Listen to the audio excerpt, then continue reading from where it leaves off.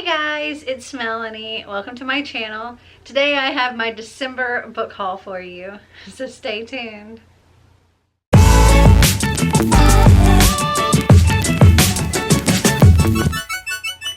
So I have accumulated 36 books in the month of December, and I have this leaning tower of books. It's going to collapse on me at any moment. So I think I'm going to split up this pile into two piles, and then we'll get into the haul, because I don't want them falling on my head because they go way up here. Okay, that's much more doable. So as I said, I accumulated 36 books. I've got them from online, I've got them from subscription boxes, I got them from giveaways, from gifts, from retail, like brick and mortar stores. Yeah. I got a lot in December. So let's just jump right in. The first two books I have here are the second and third books in a series. That is Siege and Storm and Ruin and Rising.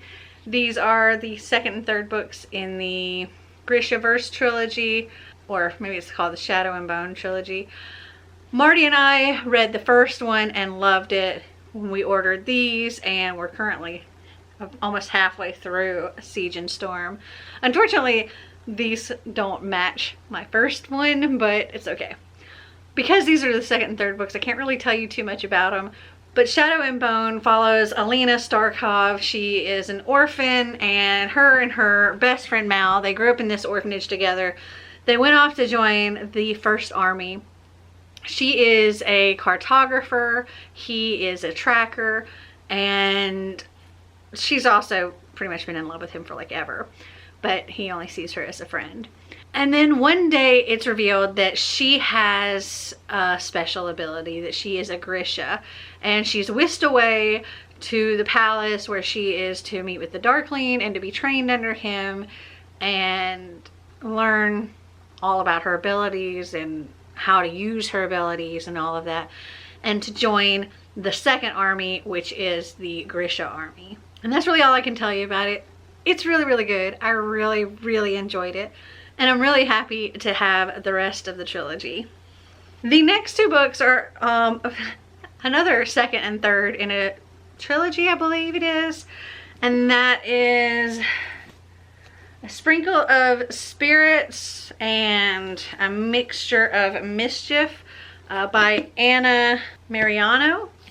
These are the second and third books in the Love, Sugar, Magic series. The first one is A Dash of Trouble, and this is middle grade. It follows a girl named Lenora who finds out her family, full of females, they're all Brujas, and they have like this food magic, and she decides to try a little magic of her own, and things go awry, and it was a lot of fun, and I really enjoyed it. Also, there's recipes in here, and it makes you just want to eat when you're reading this, because they talk about all of the sweets and stuff, and I just thought it was really cute, and I wanted to complete the series.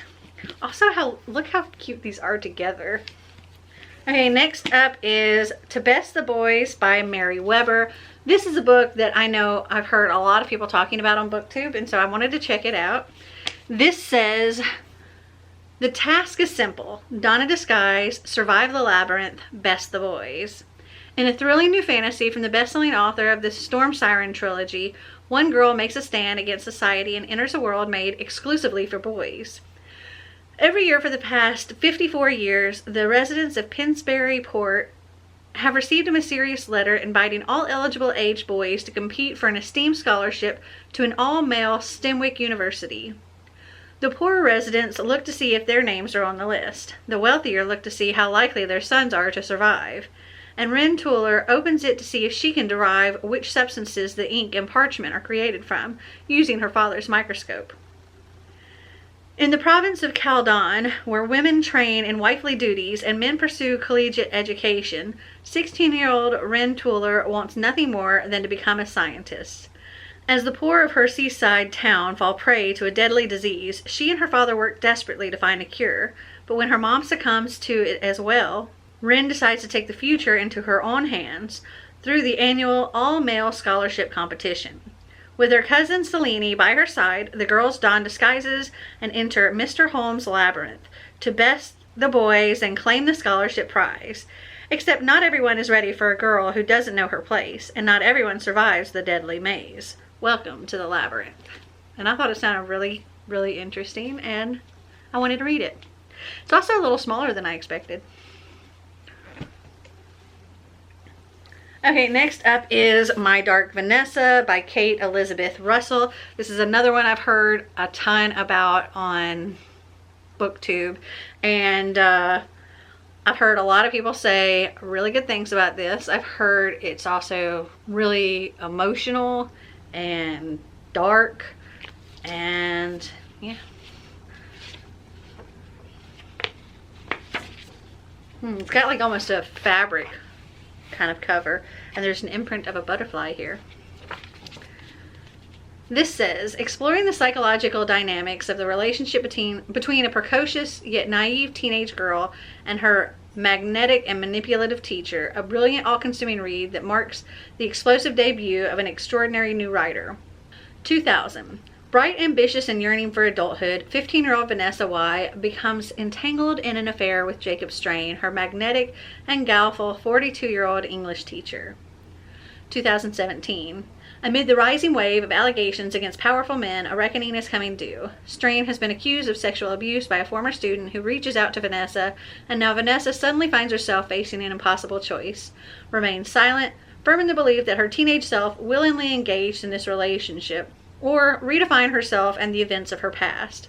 But how can Vanessa reject her first love, the man who fundamentally transformed her and has been a persistent presence in her life? Is it possible that the man she loved as a teenager and who professed to worship only her may be far different from what she has always believed? Alternating between Vanessa's present and her past, My Dark Vanessa juxtaposes memory and trauma with the breathless excitement of a teenage girl discovering the power of her own body can wield. Thought-provoking and impossible to put down, this is a masterful portrayal of troubled adolescence and its repercussions that raises vital questions about agency, consent, complicity, and victimhood, written with haunting intimacy, unsettling vulnerability, and creepy intensity. My Dark Vanessa is an era-defining novel that brilliantly captures and reflects the shifting cultural mores transforming our relationships and society itself. Okay, next up is a graphic novel that I did hear quite a bit about before, but I haven't really heard much about it in a while, and I was able to get it on sale, and that is Anyas Ghost by Vera Brosgol. And it's all like black and white and gray. And let's see. This says, of all the things Anya expected to find at the bottom of an old well, a new friend wasn't one of them. Especially not a new friend who's been dead for a century. Falling down a well is bad enough, but Anya's normal life might actually be worse. She's embarrassed by her family, self-conscious about her body, and she's pretty much given up on fitting in at school. A new friend, even a dead one, is just what she needs. But Anya's new BFF isn't kidding around about the forever part. And it just sounds like a lot of fun. Next up, we have Once and Future King by Amy Rose Capetta and Corey McCarthy. And this is like a futuristic sci-fi Arthur retelling. And I think it's like a, reincarnation thing. The legend of King Arthur lives on in her. Ari Helix has been running her whole life, a fugitive refugee in the territory controlled by the tyrannical Mercer Corporation. She's always had to hide who she was until now, when Ari crash lands on old Earth and pulls a magic sword from its ancient resting place. She is revealed to be the 42nd reincarnation of King Arthur. The wizard Merlin has been waiting for centuries for a king who can break the curse that's aged him backward into a teenager. He's trained dozens of Arthurs over the centuries, but never a girl. Could Ari finally be the one? Ari wants nothing to do with Merlin's talk of quests and knights and dragons. She just wants to use her new power to find a way home. but the Mercer Corporation has been hiding a terrible, world-destroying secret, and it will do anything to stop her from uncovering the truth. And I love like Arthur retellings, Merlin and all of that. I find them to be so much fun. Like I recently read, well, semi-recently read The Guinevere Deception and absolutely love that. I love the show Merlin, and so I'm really looking forward to this. It also says here, my name is Ari Helix. I have a magic sword, a cranky wizard, and a revolution to start. And this just sounds like so much fun. Next up, I have Rain and Delilah's Midnight Matinee by Jeff Zettner. Gosh, when was it? I got to meet Jeff a couple of years ago at a little book festival that happens here in Chattanooga, and he did discuss this book at that event, and it sounded super cute. It's about these two girls who create this like late night, midnight matinee kind of TV show, and that's all I really remember about it. It just sounded super cute, and I wanted to get it. It says, every Friday night, high school seniors and best friends Josie and Delilah slip into their on-screen personas, Rain Ravenscoff and Delilah Darkwood, to host Midnight Matinee, a campy creature feature that screens low-budget horror and sci-fi flicks from the past on their local cable access channel. But Josie's been dreading graduation, and she has to decide whether to leave behind the show Delilah and Lawson, a talented MMA fighter with a weakness for pancakes, fantasy novels, and Josie to pursue her dream career in mainstream TV. And Delilah is determined to make Midnight Matinee successful enough to convince Josie to stay and to catch the attention of her father, who abandoned her years earlier. As the tug-of-war between growing up and growing apart tests the bonds of their friendship, Delilah and Josie start to realize that an uncertain future can be both monstrous and momentous. And one thing I do remember about that event when he was talking about this is that I think he was like at a hotel or something on tour maybe, and he was up late at night, and he switched on to some local cable television show in the middle of the night, and he saw these two girls doing this kind of show, and that is what actually inspired this book. And he thought, you know, oh, how much fun would that be to have your own little cable TV show. And he actually contacted these girls that were in the show, and I know he sent them like copies of the book, and they were like selling it on their website and stuff, which I thought was super, super cool. Okay, next up we have An Absolutely Remarkable Thing by Hank Green. I've also heard a lot about this on BookTube and thought it sounded really good. Oh, this is actually where my online shopping ended. These next few books are actually books that I got from Books A Million. So I got this one for like $5.97. What does this say? Bad ideas always decrease. I don't know. I just realized there are words in the buildings. Anyway. This says, in Hank Green's sweeping cinematic debut novel, a young woman becomes an overnight celebrity before realizing she's part of something bigger and stranger than anyone could have possibly imagined. The Carls just appeared. Roaming through New York City at 3 a.m., 23-year-old April May stumbles across a giant sculpture. Delighted by its appearance and craftsmanship, like a 10-foot-tall transformer wearing a suit of samurai armor, April and her best friend Andy make a video with it, which Andy uploads to YouTube. The next day, April wakes up to a viral video and a new life. News quickly spreads that there are Carls in dozens of cities around the world, from Beijing to Buenos Aires, and April, as their first documentarian, finds herself at the center of an intense international media spotlight. Seizing the opportunity to make her mark on the world, April now has to deal with the consequences her new particular brand of fame has on her relationships, her safety, and her own identity. And all eyes are on April to figure out not just what the Carls are, but what they want from us. Compulsively entertaining and powerfully relevant, An Absolutely Remarkable Thing grapples with big themes including how the social internet is changing fame, rhetoric, and radicalization, how our culture deals with fear and uncertainty, and how vilification and adoration spring from the same dehumanization that follows a life in the public eye.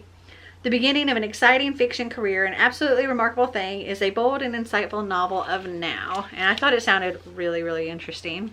This other one is one that I don't think I had actually heard of, and I just kind of came across it in the Books A Million, like on their bargain table, and this was $5.97. It is Blended by Sharon M. Draper, and this is middle grade, and it's about a girl that her parents have now got divorced. I think her mother is white, her father is black, and now her parents are divorced. And it says, being split between mom and dad is more than switching houses, switching nicknames, switching backpacks. It's switching identities. If you're only seen as half of this and half of that, how can you ever feel whole? And I thought it sounded like it's going to be really emotional and just really good. Next up is I Will Always Write Back, How One Letter Changed Two Lives, by Caitlin Alfarica, Martin Gonda, and Liz Welch. And this is nonfiction. It's about how these two people, a girl named Caitlin and a boy named Martin, became pen pals. She is an all-American girl. He's a boy from Zimbabwe. He was top of his class, so he was one of the few students that got a pen pal letter. And this is their story of a correspondence that spanned 6 years and changed two lives. Oh, and this was $4.97. Next up is another one that I hadn't heard of, but it has like awards all over it. It's a Newbery Honor Book, a Nonviolent Social Change, Coretta Scott King Award, and William C. Morris Debut Award finalist. And that is Genesis Begins Again by Alicia D. Williams. This is about a girl named Genesis who has a list of 96 things she hates about herself, including being too black. And also because her family's always being put out of their house because her dad has a gambling problem and maybe a drinking problem too. Because Genesis knows this is her fault. Because she wasn't born looking like mama. Because she's too black. And it says, Genesis is determined to fix her family and she's willing to try anything to do so, even if it means harming herself in the process. But when she starts to find a thing or two she actually likes about herself, she discovers that changing her own attitude is the first step in helping change others. And I think this is going to be another emotional read. And this was $6.97. And continuing with those emotional reads, next up we have How to Make Friends with the Dark by Kathleen Glasgow. And this was $5.97.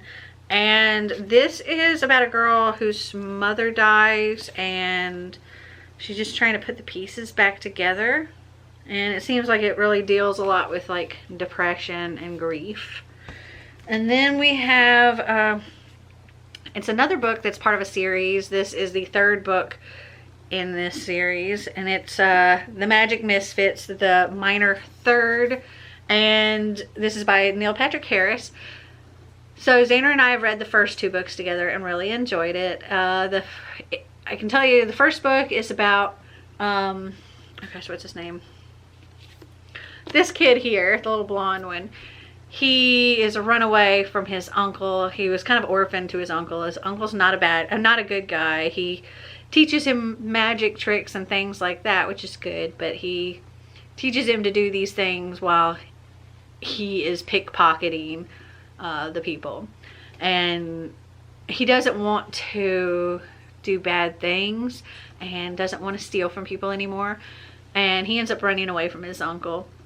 And he comes across this town where there's like this carnival set up, but the people at the carnival are like shady and they're trying to steal from the town. And he meets up with a group of other kids that all know different kind of magic things, and they take down the bad carnies. And it was a lot of fun. Also, Neil Patrick Harris does a lot of things throughout, like teaches you how to do certain tricks, and there's different little codes and things you have to figure out throughout, and it's a lot of fun. Oh, and this was $3.97. And next up, I think this is no, not the last one. Next we have I'll Never Tell by Abigail Haas. And this says, friends for life or death, spring break Aruba, swimming, sunshine, and golden beaches. It was supposed to be the best time of Anna's life, paradise. But then the unthinkable happens. Anna's best friend is found brutally murdered. And when the local police begin to investigate the gruesome crime, suspicion falls on one person, Anna. They think she's dangerous and they're determined to prove her guilt. With the police and media sparking a witch hunt against her, Anna is running out of time to prove her innocence. But as she digs deeper into her friend's final moments, she finds a tangled web of secrets, lies, and betrayal. Will she clear her name in time? And when the truth is finally revealed, is it more shocking than anyone could have imagined? Or it's more shocking than anyone could have imagined. And sounds really good too. And that was $6.97 if I didn't already say. Continuing with the Books A Million books, we have The Crooked Sixpence by Jennifer Bell. And this is one that I learned about from Jade from JD Ray Reads and Gav from How to Train Your Gavin. And it's a cute middle grade that has like just ridiculous stuff in it. It kind of gives me like Nevermore vibes. It says, not long after policemen armed with toilet brushes appear at their door, Ivy Sparrow and her older brother Seb go tumbling into a world unlike their own. Welcome to Luddenor, the secret underground city where uncommon buttons can mend headaches, uncommon bells chime in to offer directions, and uncommon vacuum cleaners are perfect if you need to make a clean getaway, which Ivy usually does.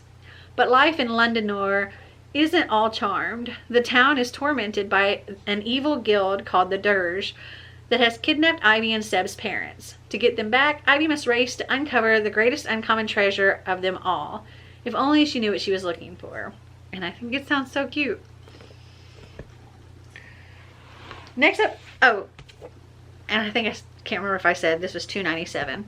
Next up are two books from the same author. First we have Permanent Record, and then we also have Emergency Contact by Mary H.K. Choi. This was $5.97. This one was $3.97. This one looks like so.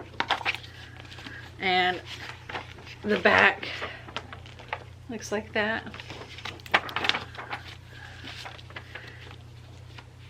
This one says, on paper, college dropout Pablo Neruda Rind doesn't have a whole lot going for him. His graveyard shift at a 24-hour deli in Brooklyn is a struggle. Plus, he's up to his eyeballs in credit card debt. Never mind the state of his student loans. Pop juggernaut Leanna Smart has enough social media followers to populate whole continents. The brand is unstoppable. She graduated from child stardom to become an international icon, and her adult life is a queasy blur of private planes, hotel rooms, and strangers screaming for her just to notice them. When Leanna and Pablo meet at 5 a.m. at the bodega in the dead of winter, it's absurd to think they'd be a thing. But as they discover who they are, who they want to be, and how to defy the expectations of everyone else, Lee and Pop turn to each other, which of course is when things get properly complicated. That sounds cute. And then for Emergency Contact, it says, for Penny Lee, high school was a total non-event. Her friends were okay, her grades were fine, and while she somehow landed a boyfriend, they'd never managed to know much about each other. Now Penny is heading to college in Austin, Texas to learn how to become a writer. It's 79 miles and a zillion light years away from everything she can't wait to leave behind. Sam's stuck. Literally, figuratively, emotionally, financially. He works at a cafe and sleeps there too, on a mattress on the floor of an empty storage room upstairs. He knows that this is the god-awful chapter of his life that will serve as inspiration when he's a famous movie director. But right this second, the $17 in his checking account and his dying laptop are really testing him. When Sam and Penny cross paths, it's less meet cute and more of a collision of unbearable awkwardness. Still, they swap numbers and stay in touch via text, and soon become digitally inseparable, sharing their deepest anxieties and secret dreams without the humiliating weirdness of having to, see each other. Again, sounds super cute. Okay, so that was the last of the Books A Million books. Next, I found this book at the Dollar General. I actually went in there looking for New Year's Eve stuff and ended up ended up not getting any New Year's Eve stuff, but I did get 50% off Christmas stuff and a book. I got Where'd You Go Bernadette by Maria Simple. And this is about a woman who goes missing and her 15-year-old daughter is trying to figure out what happened to her. And that's really all I know about it. I know that there's, it looks like a movie was made. So I'd like to read it, watch the movie. And I got it for like $2. And then at Ollie's, I went there a few times and they hadn't like refreshed their stuff and got a bunch of new things. So most of what they had in there, I've already gotten. But I did pick up Genuine Fraud by E. Lockhart for $2.99. This says, have you ever wanted to be someone else? Imogen lives on the Playa Grande Resort in Cabo San Lucas, Mexico. She spends her days working out in the hotel gym and telling other guests about how she was forced out of Stanford. But Imogen isn't really Imogen. She's Jewel, and she's on the run from something or someone. Which means, where is the real Imogen? Rewind. Jewel and Imogen are the closest of friends, obsessed with each other even. Imogen is an orphan and heiress. She and Joel spend a summer together in a house on Martha's Vineyard, sharing secrets they never reveal to another soul. But that was months ago. Where's Emmy now? And why is Joel using her name? And I think this sounds super interesting. And it's short too. And it's only 262 pages. And then the next book is one that I got from McKay's, and I've heard Chelsea over at Chelsea Darling Reads talk about this book many, many times, and I happened to come across it. I took my mom to McKay's because she wanted to like trade in books and stuff, and while we were walking around looking for her stuff, I saw this and I picked it up, and that is Landline by Rainbow Rowell. And this is about this couple who their marriage is kind of fallen flat or whatever, and she works for like a TV station or something, and it's Christmas time and they're all going to go to her husband's family for Christmas, and she doesn't go, and him and the kids go, and they're not really pleased with her, and she's just like, okay, this is going to end up being the final straw. We're going to end up getting a divorce. And then I think she picks up the phone to call him, and she ends up calling him before they were married. So she's talking to like past him, and I guess figure out if they were ever even supposed to get married in the first place. And I got this for $7.50. Though it looks like I overpaid for it because I just looked at the back. So I paid $7.50 for this at McKay's, but it was a bargain book at Books A Million for $6.97. So I could have gotten it for less at brand new at Books A Million. Okay, so those are all of the books that I bought. The rest of these books came in subscription boxes, or they were from giveaways, or publishers sent them to me, or they were gifts. So these first ones were subscription boxes. So this one came as sort of an extra book in my Books That Matter subscription box, and that is No One Is Too Small to Make a Difference by Greta Thunberg. And this is Greta. And she's like 12 or something, I think. No, she's like 17. It says Greta Thunberg was born in 2003. In August 2018, she decided not to go to school one day, starting a strike for the climate outside the Swedish parliament. Her actions ended up sparking a global movement for action against the climate crisis, inspiring millions of pupils to go on strike for our planet, and earning her the prestigious Prix Liberté, as well as a Nobel Peace Prize nomination. Greta has Asperger's and considers it a gift which has enabled her to see the climate crisis in black and white. No One Is Too Small to Make a Difference is Greta's first book in English, collecting her speeches from climate rallies across Europe to audiences at the UN, the World Economic Forum, the United States Congress, and the British Parliament. Her next book, Our House is on Fire, Scenes of a Family and a Planet in Crisis, is a memoir jointly written with her mother, the opera singer Melina Ernman, her sister Betta Ernman, and her father Svante Thunberg. And it's just a little book. It looks like it's only 106 pages, so it'll be a quick read. And the main book that came along with that is The Inland Sea by Madeline Watts. And this says, in the early 19th century, British explorer John Oxley traversed the unknown wilderness of Central Australia in search of water. He never found it, but the myth of the Inland Sea was taken up by other men, and over the years, search parties walked out into the desert, dying as they tried to find it. 2 centuries later, Oxley's great-great-great-granddaughter is reeling from her own self-destructive obsessions, drinking heavily, sleeping with strangers, wandering Sydney streets at night, and navigating an affair with an ex-lover.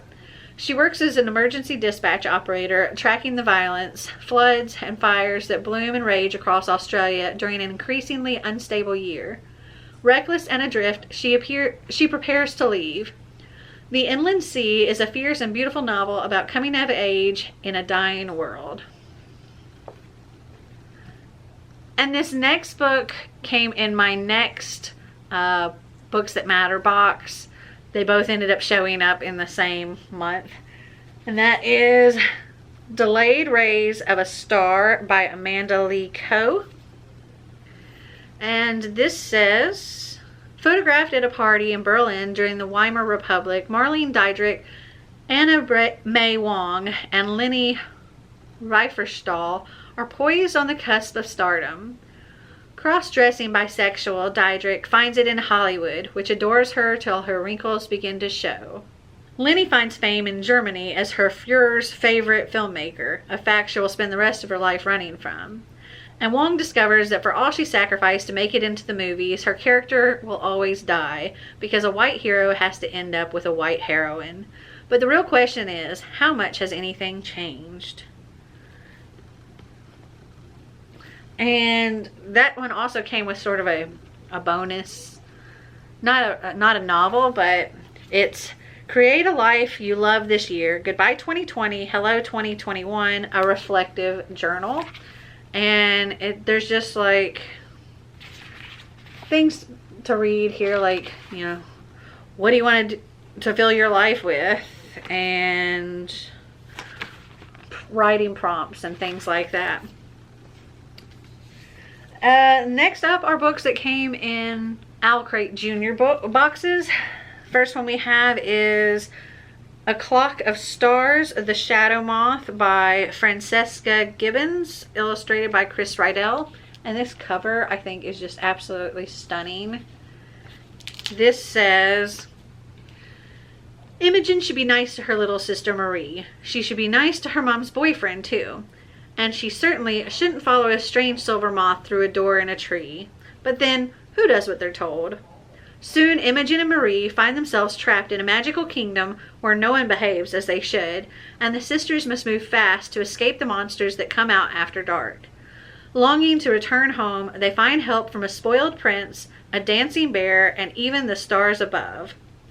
Thrilling, sharply funny, and with characters you will fall in love with, A Clock of Stars is a timeless fantasy from an astonishing new voice. And I think this cover is just so pretty. Next up, oh, hold on. Also, under the jacket is really pretty too.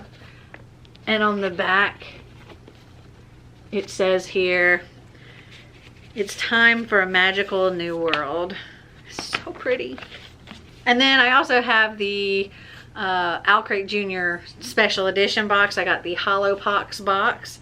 The Hunt for Morrigan Crow by Jessica Townsend. This is the 3rd book in the Nevermore series. And Nevermore is about a girl named Morrigan Crow who is said to be a cursed child, and anything that goes wrong in her village, they blame on her, and she is like doomed to die when she turns 12. And when she dies, everything gets better and is supposed to get better in the village. So everybody's waiting for her to die and rejoices when they think she's dead. But moments before she's supposed to die, she is whisked away by Jupiter North and taken to Nevermore, where she will compete in these trials to become a member of the Wondrous Society. If she fails, she goes back home and will probably die. And this is the 3rd book, and this series is so much fun. Next up we have Cinders and Sparrows by Stefan Bachman. And this says, in a witch's house, nothing is as it seems. When a scarecrow climbs over the garden wall, delivering 12-year-old orphan Zita Bridgeborn a letter saying that she has inherited a distant castle, she jumps at the chance of adventure. But little does she know that she is about to be thrust into a centuries-old battle between good and evil. Blackbird Castle was once home to a powerful dynasty of witches, all of them now dead under mysterious circumstances. All but Zita. And Zita, unfortunately, doesn't know the first thing about being a witch. As she begins her lessons in charms and spells with her guardian, Miss Cantaker, Zita makes new allies, a crow, a talking marblehead, 2 castle servants just her age named Bram and Minifer, and the silent ghost of a green-eyed girl. But who is friend and who is foe? Zita must race to untangle her past and find the magic to save the home she's always hoped for, because whatever claimed the souls of her family is now after her. An eerie and suspenseful tale of enchantment, family, and belonging from internationally best-selling author Stefan Bachman. And this sounds really cute. This definitely sounds like something my friend Clint would really like. And in one of those owl crates, we got an extra book, and that was Howls Moving Castle by Diana Wynne Jones. And I've been wanting to read this for a long time. Actually, I looked on my Goodreads, and I think I've had it on my, want to read on Goodreads for 2 or 3 years now. This says, in the land of Ingary, where 7-league boots and cloaks of invisibility really exist, Sophie Hatter attracts the unwelcome attention of the Witch of the Waste, who puts a curse on her. Determined to make the best of things, Sophie travels to the one place where she might get help, the moving castle which hovers on the nearby hills. But the castle belongs to the dreaded wizard Howl, whose appetite, they say, is satisfied only by the hearts of young girls. And I've heard amazing things about this. So those are all of the books from subscription boxes. Next up, I have a book that was, I think, just sent to me by the publisher. I checked my email to see if it was something that I had won from like Goodreads or whatever, but couldn't find anything. And this is called Real by Carol Kujak and Peyton Goddard. And this is an ARC. It comes out in February of 2021. And this is inspired by a true story. It says 13-year-old Charity may have mad math skills and a near perfect memory, but with a mouth that can't speak and a body that jumps rocks and howls unpredictably, most people incorrectly assume she cannot learn. Charity's brain works differently from most people's because of her autism, but she's still funny, determined, and kind. So why do people treat her like a disease or ignore her like she's invisible? When Charity's parents enroll her in a public junior high school, she faces her greatest fears. Will kids make fun of her? Will her behavior get her kicked out? Will her million thoughts stay locked in her head forever? With the support of teachers and newfound friends, Charity will have to fight to be treated like a real student. Inspired by a true story, Real speaks to all those who've ever felt they didn't belong and reminds readers that all people are worthy of being included. It's a story about a girl with nonverbal autism who experiences the world differently than others. She wants to attend a public school and must overcome the learning and social challenges she encounters. It's inspired by the true story of the co-author Peyton Goddard. And it says, according to autismspeaks.org, nearly 2/3 of children with autism have been bullied. So I think this is going to be very moving. Next up is a book that I won from, I think it's a Riveted giveaway. It was hosted by Riveted, I think, Simon Teen, and I want to say it was one of the Comic-Cons or something, but it was all virtual. And I won The Loop by Jeremy Robert Johnson. I have since heard not great things about this, so we'll see. This says, Stranger Things meets World War Z in this heart-racing conspiracy thriller as a lonely young woman teams up with a group of fellow outcasts to survive the night in a town overcome by a science experiment gone wrong. Turner Falls is a small tourist town nestled in the hills of western Oregon, the kind of town you escape to on vacation. When an inexplicable outbreak rapidly develops, this idyllic town becomes the epicenter of an epidemic of violence as the teenage children of several executives from the local biotech firm grow ill and aggressively murderous. Suddenly, the town is on edge, and Lucy and her friends must do everything it takes just to fight through the night. And I know that Kayla over at Books and Lala recently read this and didn't like it, so I kind of have low expectations for this. But it did come out in September of 2020. Also in that giveaway, I won The Beast and the Bethany by Jack Miggott Phillips, illustrated by Isabella Fuloff. And this one sounds super cute. It's also really short. And it's got very pretty end pages. And it's pretty on the outside too. It also has like cute art throughout.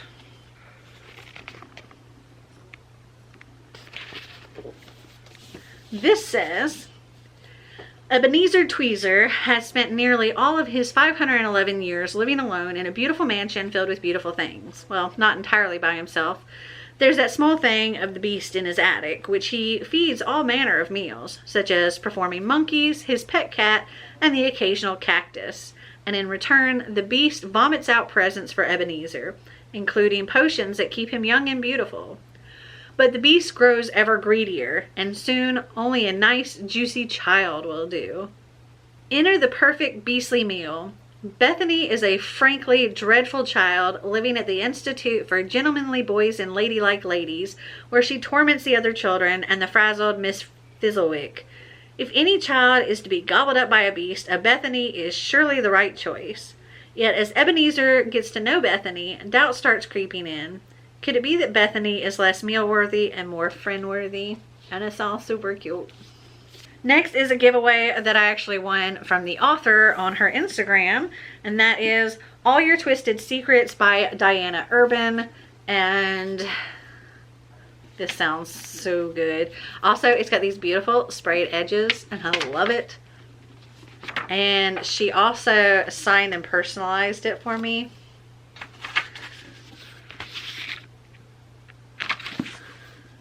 And I just noticed that in the O, she drew a little smiley face. This says, welcome to dinner, and again, congratulations on being selected. Now you must do the selecting. What do the queen bee, star athlete, valedictorian, stoner, loner, and music geek all have in common? They were all invited to a scholarship dinner only to discover it's a trap. Someone has locked them in a room with a bomb, a syringe filled with poison, and a note saying they have an hour to pick someone to die, or else everyone dies. Amber Prescott is determined to get her classmates and herself out of the room alive, but that might be easier said than done. No one knows how they are all connected, or who would want them dead. As they retrace the events of the past year that might have caused someone to do this, it becomes clear that everyone is hiding something. With the clock ticking down, confusion turns into fear, and fear morphs into panic as they race to answer the biggest question. Who will they choose to die? Dun dun dun. I think that sounds really, really good. Okay, the last two books I have here are books that were oh so incredibly kindly gifted to me as like a Christmas gift. So the first one is from Robin Christian Jones, aka at Saturn Dew on Litsy, which I have since downloaded this app since learning about it from her little note. But she sent me Every Last Word by Tamara Ireland Stone. And this says, if you could read my mind, you wouldn't be smiling. Samantha McAllister looks just like the rest of the popular girls in her junior class, but hidden beneath the straightened hair and expertly applied makeup is a secret that her friends would never understand. Sam has purely obsessional OCD and is consumed by a streak of dark thoughts and worries that she can't turn off. Second-guessing every move, thought, and word makes daily life a struggle, and it doesn't help that her lifelong friends will turn toxic at the first sign of a wrong outfit, wrong lunch, or wrong crush. Yet Sam knows she'd be truly crazy to leave the protection of the most popular girls in school. So when Sam meets Caroline, she has to keep her new friend with a refreshing sense of humor and no style a secret, right up there with Sam's weekly visits to her psychiatrist. Caroline introduces Sam to Poet's Corner, a hidden room and tight-knit group of misfits who have been ignored by the school at large. Sam is drawn to them immediately, especially a guitar-playing guy with a talent for verse, and starts to discover a whole new side of herself. Slowly she begins to feel more normal than she ever has as part of the popular crowd, until she finds a new reason to question her sanity and all she holds dear. And I think this is going to be a really emotional read. Thank you again, Robin, for sending that to me.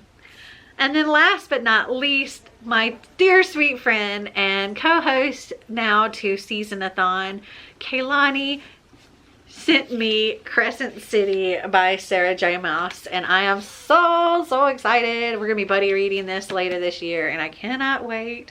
Thank you so much, Kaylani. This book is heavy. Oh my goodness. Oh, this says, bound by blood, tempted by desire, unleashed by destiny. Bryce Quinlan had the perfect life, working hard all day and partying all night, until a demon murdered her closest friends, leaving her bereft, wounded, and alone. When the accused is behind bars but the crimes start up again, Bryce finds herself at the heart of the investigation. She'll do whatever it takes to avenge their deaths. Hunt Athalar is a notorious fallen angel, now enslaved to the archangels he once attempted to overthrow. His brutal skills and incredible strength have been set to on purpose to assassinate his boss's enemies, no questions asked.